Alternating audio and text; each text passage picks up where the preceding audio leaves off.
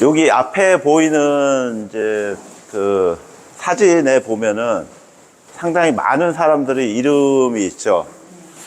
대부분 조선 말기에, 그러니까 고종 그 대한제국 때 관료를 했던 그런 분들입니다. 특히 이제 주목해서 봐야 될 게 이쪽 오른쪽에 있는 여기 이하영이라는 사람 빼고요.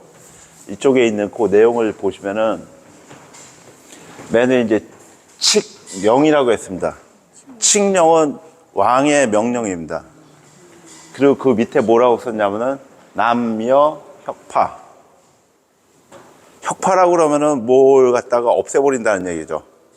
파괴한다. 남여가 뭘까요? 가마. 가마를 갖다 없애버린대요. 왜일까요? 옛날에 스님들이 가마꾼을 했잖아요.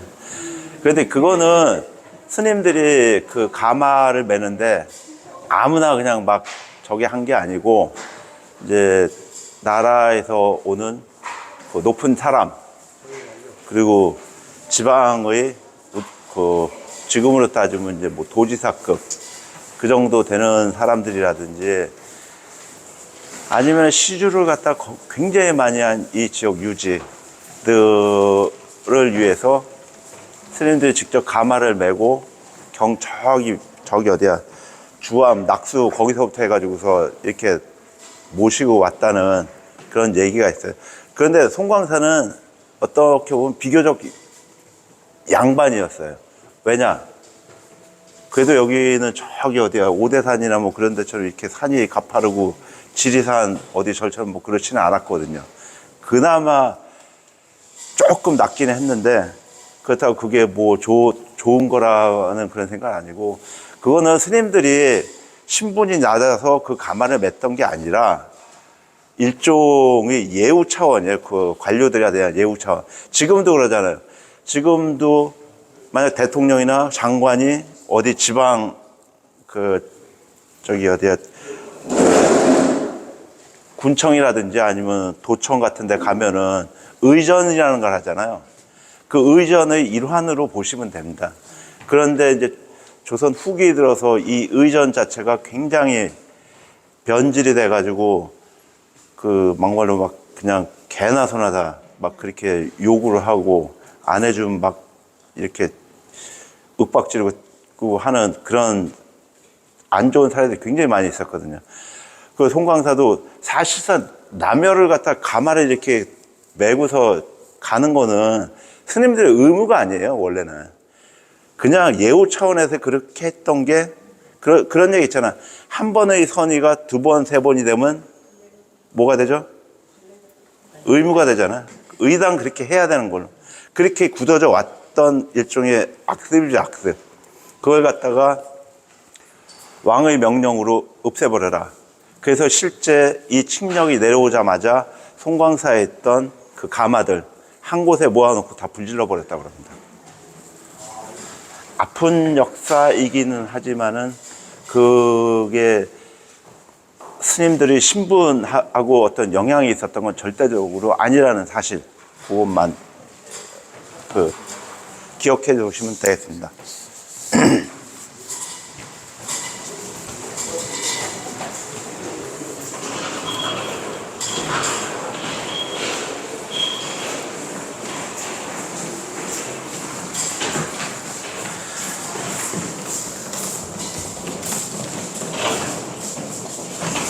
여기 보시면은 아까 보셨던 그 흙으로 구워서 만든 부처님 머리카락입니다. 나발.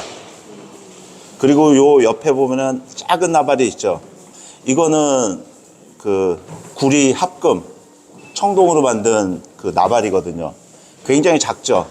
이런 나발이 붙어 있는 불상은 보통 한 높이가 1m 정도는 돼야지 이제 저런 그 나발을 갖다 부착을 할 수가 있거든요. 실제 그 진각사가 남긴 수선사 형지기 안에 보면은 식당에 미륵불을, 그러니까 1m 가량 되는 미륵불을 모셨다, 그 기록이 있습니다. 그런데 식당이라고 그러면은 우리 밥 먹는 공양간 생각하시는데 그 당시 식당은 공양간이 아닙니다. 의식을 하는 장소예요. 그 지금 쓰는 용어하고 굉장히 많이 틀린데, 그리고 조선시대 그 의식집 중에서 식당 작법이라는 그 의식을 하는 그게 있거든요. 그러니까 뭐라고 해야 되나, 음식을 차려놓고서 어떤 제를 지내는 그런 의식을 갖다가 행했던 그런 곳이라고 보시면 됩니다. 그리고 청기화가 여기 있는데, 청기화는 아마도 지금 그 선빵 있는 그 근처에 조사전이 있고, 또 그 성수전이 따로 있었다고 그럽니다. 그쪽에. 그쪽에서 사용됐던 그 기화로 보이는데, 이거는 왕실하고 직접적인 연관이 있는 사찰들에서 종종 확인이 됩니다. 강화 전등사라든지, 그리고 또 어디더라? 하여간 몇 군데 사찰에서 보면은 그 대웅전 그 용마루 맨 위에 지붕 몇 개가 지금도 이렇게 그 청기화가 올려진 경우가 있습니다. 그리고 옆에 보면 이제 백자 그 편들이 있는데 다 글씨가 새겨져 있어요. 그러니까 그 1, 2, 3, 4, 5, 6, 7, 8, 9 하는 숫자 한문을 표시한 것도 있고, 또 하나는 저기 뭐 하늘천자라든지 아니면 그런 여러 이제 그 글자들이 한 글자씩 새겨져 있는데, 저거는 어떤 그 전각에서 사용했던 이 전각 전용이다 라는 걸 갖다 표시하기도 하고, 또 어떤 경우에는 스님들 개인 이름이 적혀 있는 경우도 있어요. 그럼 그 스님이 직접 개인적으로 사용하는 그런 그릇인 경우도 있고, 여기는 지금 그 도자기 그 안쪽 면에 저렇게 되는데, 밑바닥에 붓으로 먹으로 글씨 써가지고 쓴 그런 경우도 굉장히 많아요. 그럴 때는 어느 절 거라는 이름에 뭐 절 이름이 적혀 있는 경우도 있고요. 옆으로 오시겠습니다.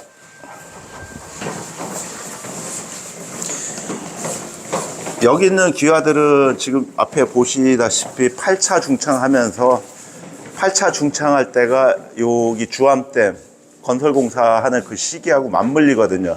그때 이화여대부터 시작해서 몇 개 대학에서 그 고인돌들 조사를 하고 청동시대 유적 조사하는 팀들이 있었는데, 그 팀들 중에서 일부를 갖다가 절에서 그 이렇게 데려다가 경내 이제 그 공사하는 그 과정에서 나오는 유물들을 갖다 이렇게 정리를 해둔 겁니다.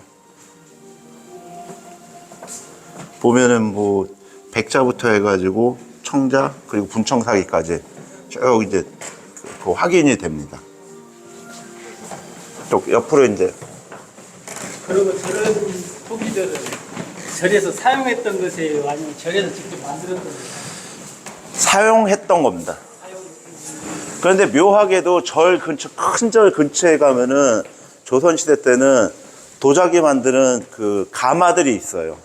여기 지금 보시면은 저쪽 주암 넘어가는 그 지금 저기 이거 도로공사 하는 데 있잖아요. 주암에서 저기 오도제인가?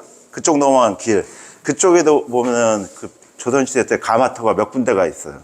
그래서 아마 스님들이 직접 가마에서 이제 그 도자기를 만들었던지, 아니면 이제 송광사하고 어떤 연관성은 분명히 있긴 있습니다. 그리고 계룡산 갑사 같은 경우도 갑사 그 주변으로 해서 그 분청사기 만들던 가마들이 굉장히 밀집을 해 있거든요.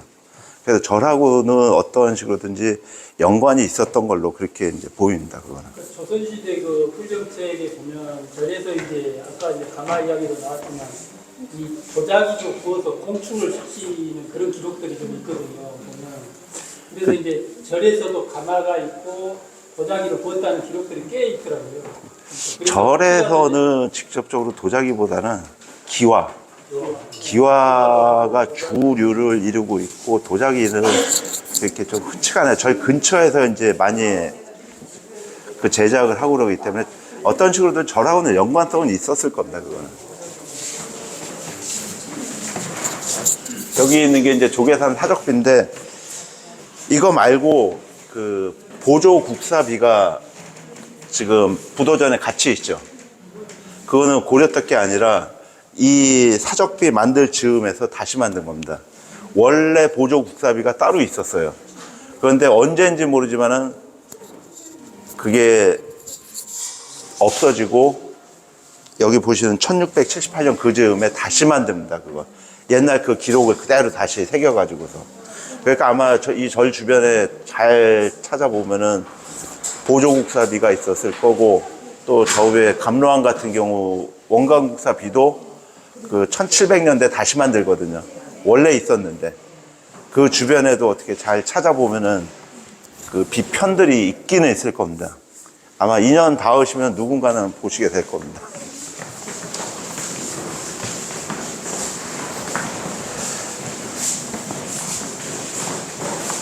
이쪽은 이제 보조국사 스님이 창건했던 그 보조함의 그 터에서 이제 발굴을 해가지고 나온 유물들입니다. 여기는 대부분 이제 다 조선시대 그 기와하고 저쪽 이제 동전들 일부가 있고요.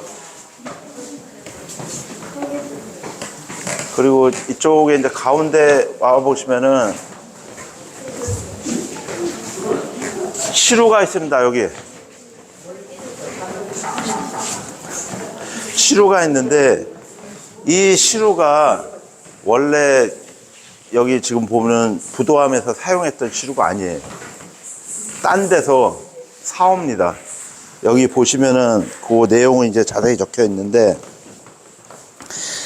여기 능주 쌍봉사에서 사온 겁니다. 이거 왜 사오게 되느냐, 쌍봉사 근처에 서원인가 향종가 뭐 있죠. 그 서원에서 쌍봉사에 뭐 두부 만들어내라 뭐 해라 그런 자벽들을 갖다가 막 시키는데 정당하게 돈을 지불을 하고 그렇게 해야 되는데, 돈은 10원 주고서 1,000원어치 만들어내라 이런 식으로 하니까 절에서 이제 막 어떻게 살림이 안 되는 거예요. 그러니까 그 나라에서 뭐 세금을 내라는 그런 것도 있고, 그러다 보면 어떻게 해요? 세금 내려면 파는 거예요. 다행히 이제 송광사에서 사서 그 비용을 이제 지불하고, 이런 게 송광사 내에 몇 개가 있습니다. 시루 말고 종도 있어요.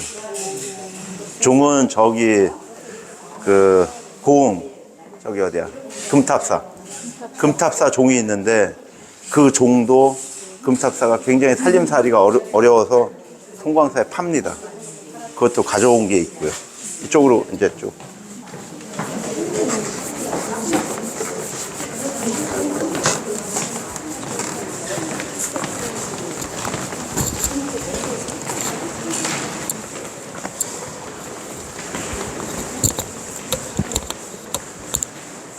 아마 대부분 여기 몇 번씩 다 오셔가지고 어느 정도는 다 아실 거예요.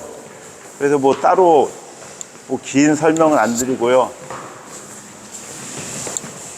지금 앞에 전시된 화엄경 변상도는 원본은 아니고요.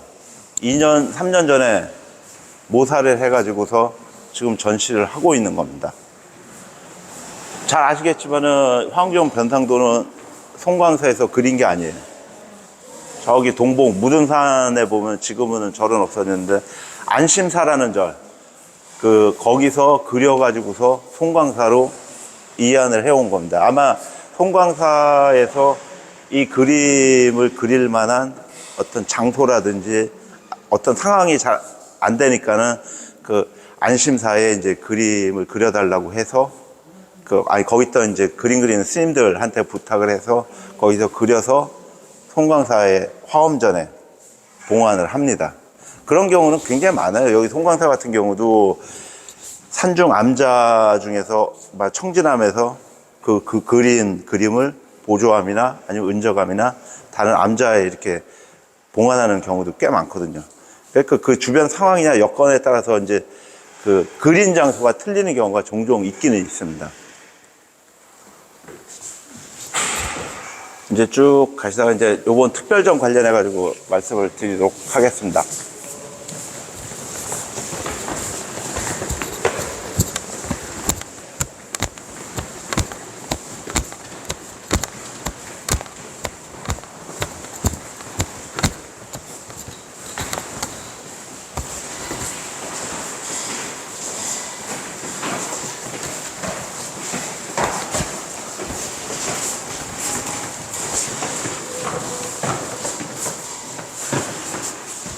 여기 앞에 보이는 게 그 원광국사.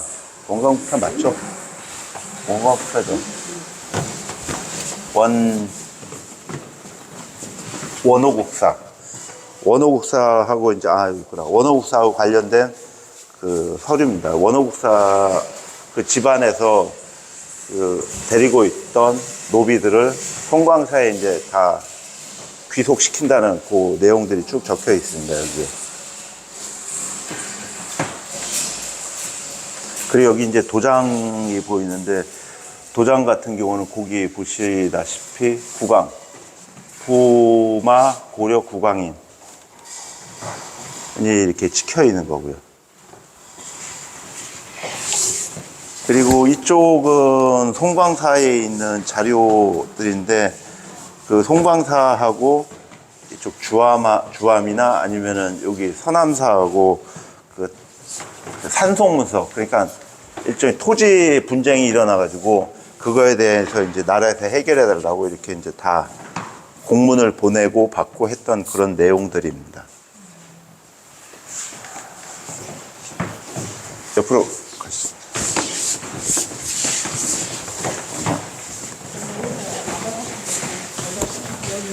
잠깐만요. 이쪽에 보시면은 여기 이제 도장이 두 개가 있는데, 이쪽 제 기준으로 왼쪽에 있는 게 해인사 불법승 삼보인입니다. 그리고 이쪽에 있는 게 송광사 불법승 삼보인입니다. 그 용도를 갖다 이제 어디다 썼을 것 같아요, 이거? 용도가? 사찰 이름도 아니고 불법승 삼보라고 이제 그렇게 썼는데, 용도는 아직까지 정확히 알려진 바가 없습니다. 다만 도장이 찍힌 그런 유물들을 보면은 그 스님들 이 신분증이 아니 그 뭐죠? 저기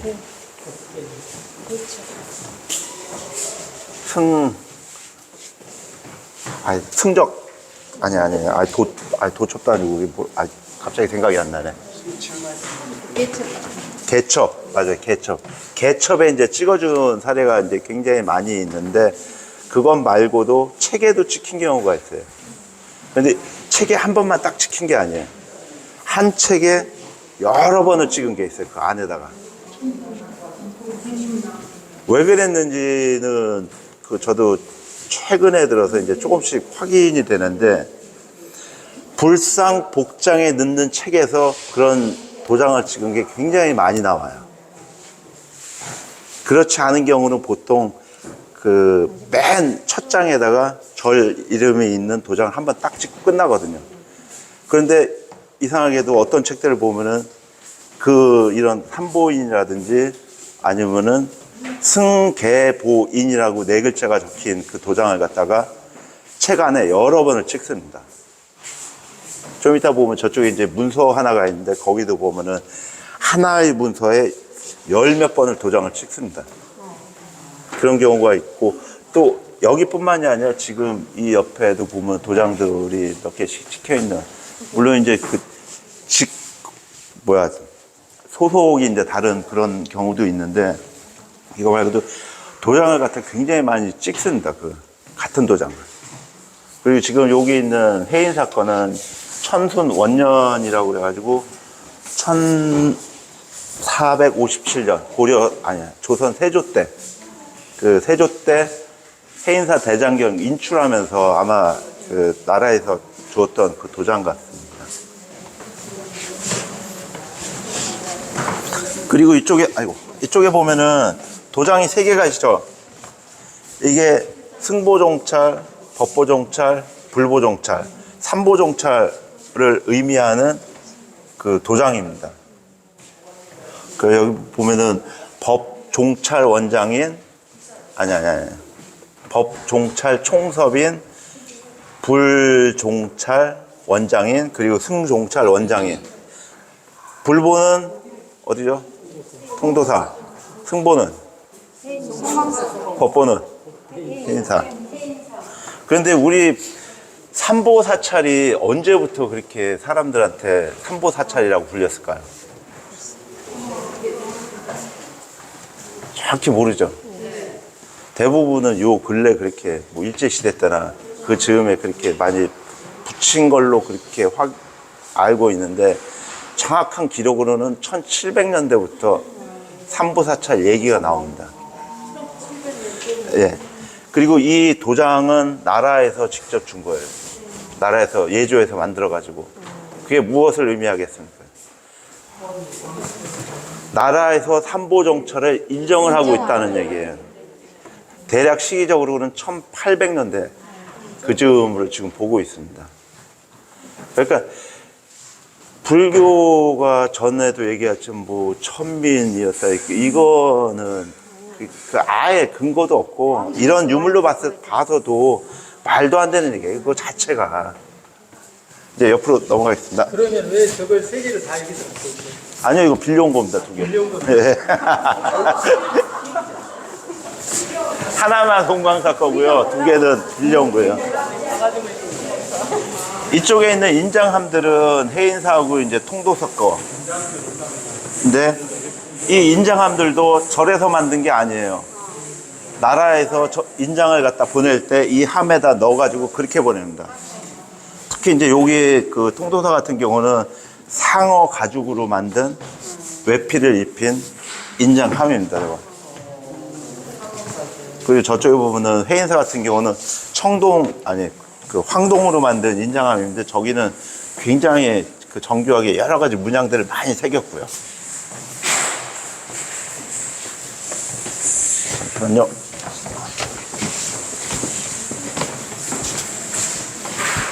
그리고 여기 있는 게 이제 송광사 가지고 있는 이제 그 인장함인데, 저기 능견난사라고 적혀 있죠. 원래는 그 밑에 보면 뭐라고 써 있죠? 인신이라고 적혀 있어요. 도장인자에 믿을 신자. 옛날에는 도장을 갖다 인신이라고도 불렀습니다. 그러니까 도장함이라는 얘기예요. 그런데 어느 순간부터 도장함이 아니라 능견난사를 보관했던 함으로 그렇게 쓰면서 위에다 이제 능견난사라고 저렇게 적어 놓은 거고요. 여기 보면은 지금 아까 이제 설명을 하려고 했던 그 부분입니다. 이거는 지금 장흥 보림사 사천왕상 복장에서 나온 그 유물이거든요. 책이거든요. 이 책에 보면은 앞에 쭉 읽어보시면 전남도 승풍 규정 절목이라고 되어 있습니다. 뭔 얘기냐면은 전라도에 있는 스님들의 그 지켜야 될 규정, 그런 걸 갖다 이제 적어 놓은 거거든요. 그러면서 여기에는 보면은 스님을 갖다가 이제 6부류로 이제 분류를 한다. 좋은 부류 셋, 나쁜 부류 셋. 해가지고 선승, 착할 선자에 스님 승자 써가지고 선승류는 뭐 고승, 또 뭐 해가지고 이렇게 세 분을 아는데, 그 좋은 스님은 연불 잘하고 참선 잘하고, 그리고 이제 교학 잘하고, 또 그 나이 든 스님 잘 봉양하는 그런 스님들이 이제 좋은 스님이고, 조금 이제 그거보다 떨어진다 싶으면은 뭐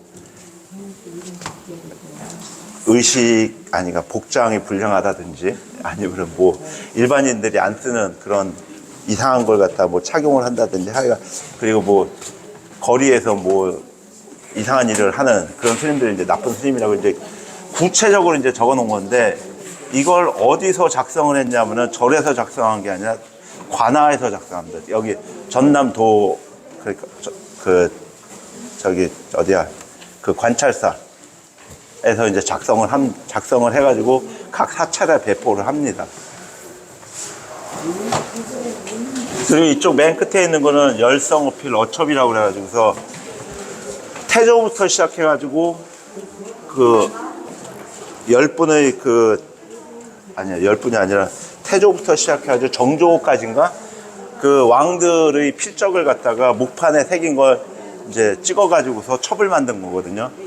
이 첩은 일반인들한테는 절대 주지 않아요.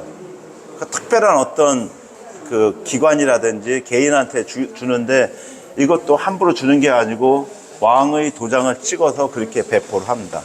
그러니까 이걸 가지고 있는 절은 왕이 상주하는 그 왕이 여기 왕 대신 이 어첩이 와 있는 거예요. 그러니까 왕이 계신 거니까 함부로 대하지 마라. 그런 의미도 많이 담고 있습니다. 이쪽에는 이제 쭉 해가지고서 여기가 통도사, 그리고 해인사, 그리고 저 끝에가 이제 송광사 인장인데요. 이 인장들 보면은 그 상당히 의미가 있는 게 뭐냐면은 해인사 같은 경우는 인장이 굉장히 많아요. 여러 사찰 인장을 해인사에서 다 보관을 하고 있어요. 송광사도 마찬가지고요. 왜 그랬을까요? 말사 관리하는. 그 개념입니다. 일제시대 때 30일 본산 제도가 이제 성립이 되잖아요. 근데 그 30일 본산 제도가 어느 날 갑자기 만들어진 게 아니에요. 이미 조선 말 후기에는 30일 본사처럼 지역별로 그 큰 본사가 있고 말사가 속해 있지는 않고 속해 있다고 봐야죠, 그냥. 지금처럼 본말사 뭐 이렇게 직속으로 이제 그 본사에서 주지를 임명한다든가 그런 것까지는 구체적인 내용은 확인이 안 되는데 본말사 관계가 있었어요. 수말사 관계라고 이제 규정이 돼요. 그거는 수말사라는 얘기가 나오거든요.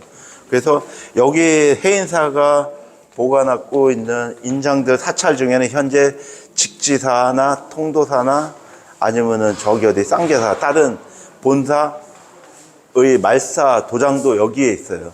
그러니까 지금의 30일 본산 제도가 이제 안 맞는 거예요.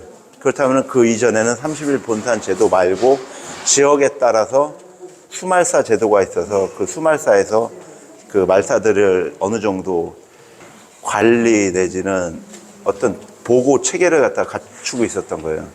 그리고 저 아까 보셨지만 전남도 승풍 규정 절목에 보면은 한 달에 한 번씩 몇 말일날 그 해당 그 위반 사항이 있는지 없는지 조사를 해서 관에 보고를 해야 됩니다. 그 내용도 있고요. 그리고 뭔 얘기를 하려다가 좀 저거 하는데, 아무튼 이 수말사 제도도 그렇고 우리가 알지 못했던 그런 부분들을 이번 인장, 이거 이제 해인사하고 통도사에 있는 인장들 가져와서 이제 분석을 조사를 해보니까 그런 이제 관계가 명확하게 이제 드러납니다. 그리고 이제 특히 이 도장들의 성분도 조사를 해봤는데 딱 두 종류예요. 황동, 청동. 아, 하나가 더 있구나. 철도 있어요. 철도 있는데 그거는 그 몇 개 안 되고요. 굉장히 적고요. 그 왜 이 말씀을 드리냐면은 청동은 18세기 이전 거고요. 18세기 내지는. 그러니까 1700년대 그 즈음. 그리고 황동은 1800년대 이후. 그러니까 1910년 이전. 그 시기에 사용됐던 게 명확히 구분이 됩니다. 그러니까 구 한 마리라고 하는 이제 대한제국기 그 즈음에는 황동으로 만들었고 그 이전에는 청동으로 만듭니다. 그래서 성분 차이에 있어도 시대가 확 갈리는 걸 이제 확인을 할 수가 있었습니다. 그러면은 저게 철로 만들었다면 철은 판각이 안 되잖아요. 주조로 했다잖아요. 주조죠. 이것도 다 마찬가지입니다. 다 주조한 겁니다. 주조한 게 예. 아니요.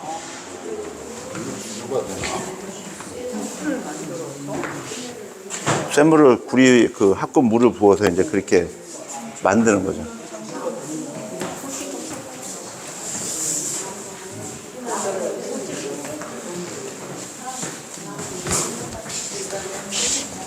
요쪽에 이제 송광사 거 마지막 보시면은 이거 나무가 아니고 청동으로? 아니요, 청동이에요. 청동이요? 예. 우리가 보기엔 나무가 비싸요.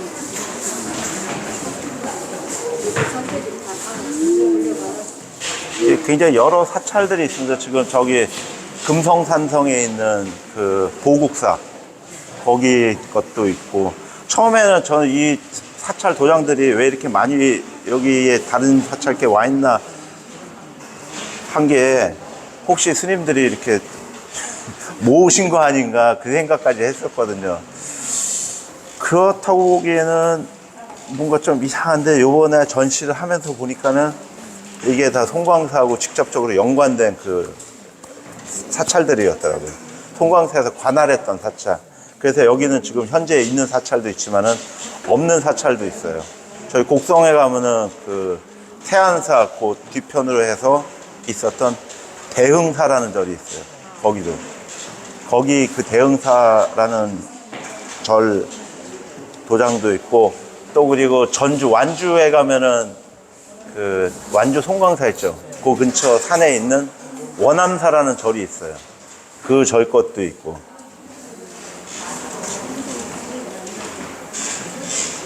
뭐 혹시 뭐 질문하실 거 있으면은 마지막으로 질문 받고 마쳤으면 싶은데. 어떤 거요? 귀한 거 보이고.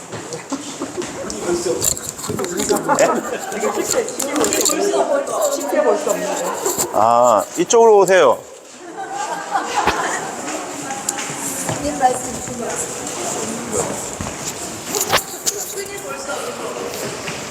여기.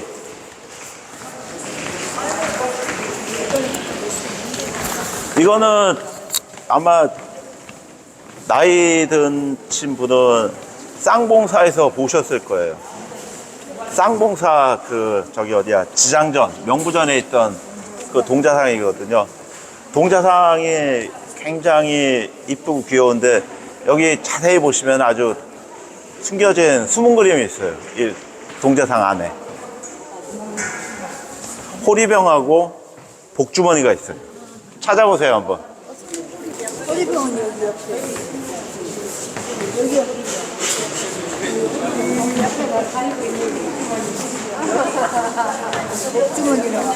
여기도 좀 유난히 목이 좀 굵다라는 생각이 들어요. 애기잖아요. 애기들이 목을 굵잖아요. 그리고 이 동자상 보면은 귀걸이 했던 흔적이 있죠.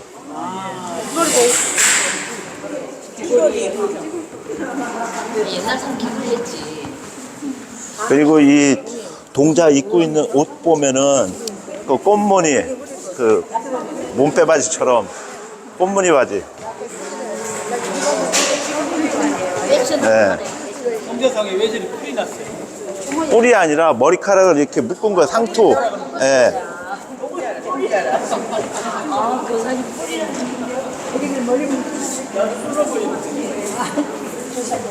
그리고 이쪽으로 이제 오세요.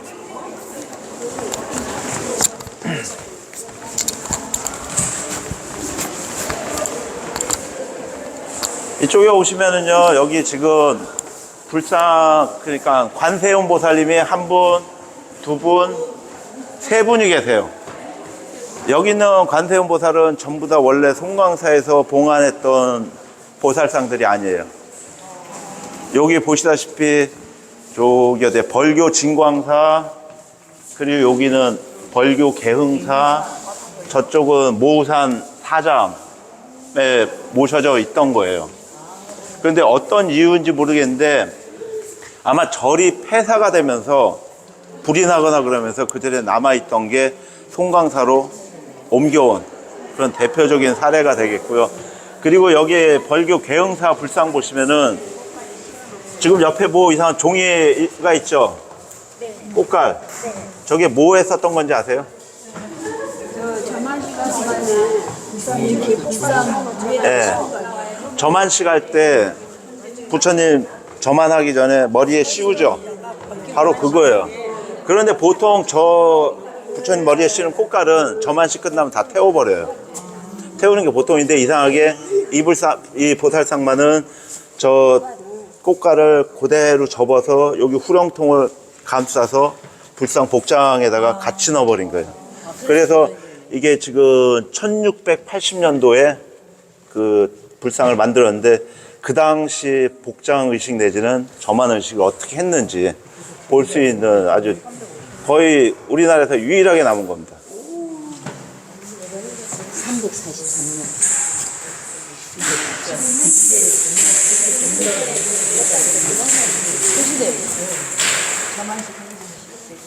그리고 여기 진광사 보살상 같은 경우는 보시면은 감로암에 봉안하고 있었던 거예요, 원래. 그랬다가 이제 이쪽으로 오셨는데, 처음에는 저도 저 불상이 그렇게 오래된 불상이라고 생각을 안 했어요. 개금을 했기 때문에. 그런데 우연치 않게 조사를 하다 보니까는 조성연대가 굉장히 오래된 보살상으로 그렇게 확인이 된 예고요. 그래서 여러분이 이렇게 만날 수 있게 된 겁니다.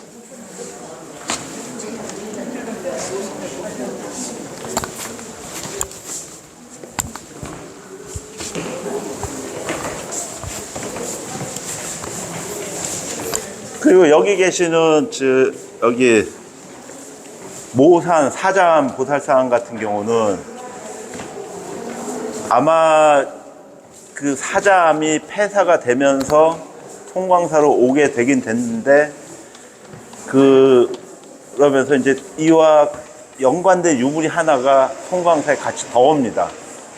뭐냐면은 일단 시루였던가? 시루.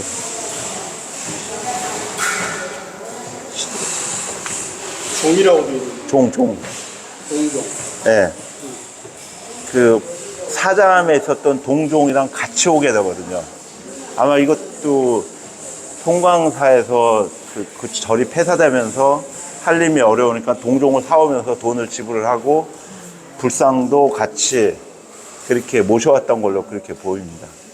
그래서 송광사 같은 경우는 성보박물관 짓기 이전부터 이 주변 지역에 있었던 그 불상이라든지 아니면 다른 그 유물들, 문화재들, 그런 걸 갖다가 스님들이 계속 이렇게 송광사로 모셔와서 봉안한 그런 전통이 있습니다.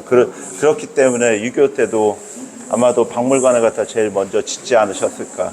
물론 송광사 경내에 그 당시에 정각이 굉장히 많이 있었거든요. 그러니까 그 정각에서도 나름 필요로 하는 불상들을 새로 조성하기가 힘들거나, 그러니까는 그런 불상들을 폐사가 되는 절에 있는 불상들을 이렇게 모셔와서 봉헌하는 그런 사례들이, 물론 송광사뿐만이 아니라 다른 곳에서도 꽤 그런 사례들이 여러 건 확인이 됩니다. 오늘은 여기까지 보시고, 뭐 혹시 질문 있으세요? 질문 없으시면 자유롭게 보시고 오늘 강의는 모두 마치겠습니다. 고맙습니다.